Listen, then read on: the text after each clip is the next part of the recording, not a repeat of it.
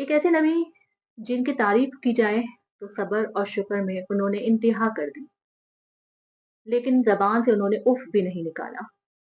ایک ایسی بیماری جب ان پر لاحق ہوئی تو انہوں نے اللہ کا شکر ادا کیا۔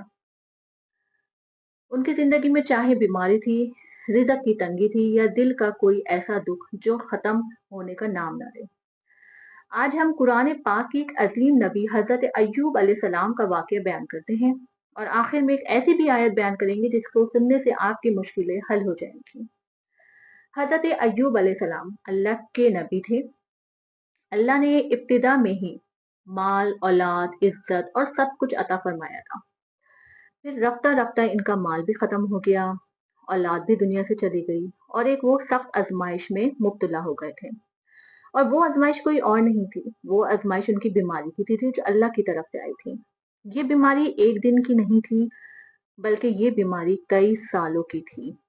ایک لمبا اور طویل عرصے کے ساتھ حضرت ایوب علیہ السلام نے اپنی اس بیماری میں گزارا کیا تھا، مگر حضرت ایوب علیہ السلام کے دل سے اللہ کا شکر نہ کم ہوا، اور انہوں نے کسی انسان سے شکایت نہ کی، نہ اللہ سے گلہ کیا۔ جب آزمائش اپنی انتہا پر پہنچی تو حضرت ایوب علیہ السلام نے اللہ کو پکارا، مگر ان کی دعا میں بھی کمال کا ادب تھا، اور وہ دعا تھی، ربی انی مسنی الضر وانت ارحم الراحمین۔ اے میرے رب، مجھے تکلیف پہنچی ہے اور تو سب سے بڑھ کر رحم کرنے والا ہے۔